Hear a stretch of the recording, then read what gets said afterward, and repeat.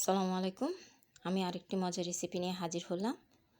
আজকে আমার রেসিপিটির নাম হচ্ছে আলুকা পরোটা। তো দেখতে পাচ্ছেন আমি প্রথমে আলুগুলোকে সিদ্ধ করে এইভাবেই করে নিয়েছি। আর এই পরোটাটা কিন্তু অনেক মজার একটা পরোটা। দেখতে পাচ্ছেন এখানে আমি ময়দাটা দিয়ে দিচ্ছি।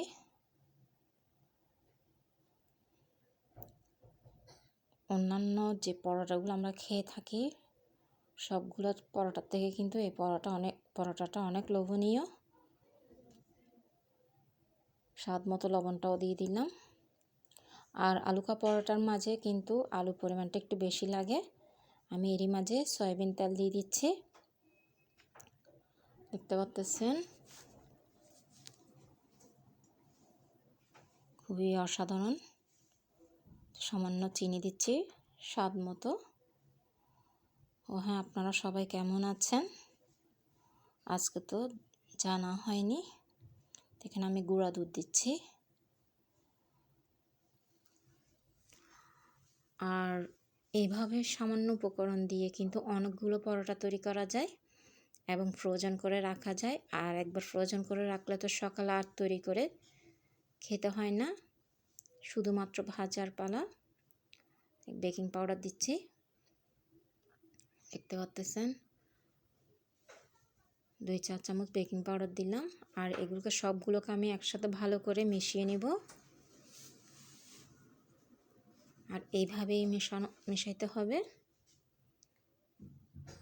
এরপর আমি অল্প অল্প পানি দিয়ে ডোটা তৈরি করে নিব এবং কিছুক্ষণের জন্য রেস্টে রেখে দেব। দেখতে পাচ্ছেন এইভাবেই তৈরি করে নিতে হবে ডোটা। আর কয়েক ঘন্টা রেখে দেওয়ার পর ডোটা কিন্তু এই ধরনের সফট হবে। আর কিছুই ঝামেলা নেই, জাস্ট গোল গোল করে বেলে হালকাভাবে সেঁকে নেওয়া, এরপর ঠান্ডা করে ফ্রোজেন করে রাখা। তো দেখতে পাচ্ছেন সবগুলো পরোটা কিন্তু আমি এইভাবে বেলে নিয়েছি। এরপর আপনাদের সুবিধাতে দেখাচ্ছি কিভাবে আমি সেঁকে নিচ্ছি। একদম হালকাভাবে সেঁকে নিতে হবে। আর ভাজার সময় কিন্তু একদম অল্প পরিমাণ তেল দিয়ে ভাজতে হবে, বেশি তেলের প্রয়োজন নেই। আপনাদের সুবিধার্থে আরেকটা দেখাচ্ছি কীভাবে সেঁকে নিচ্ছি আমি। আপনারা অবশ্যই এইভাবে একবার হলো তৈরি করে দেখবেন এবং কার কেমন লেগেছে অবশ্যই জানাবেন। তো দেখতে পাচ্ছেন আমি এভাবে সবগুলো পরোটা সেঁকে নিলাম।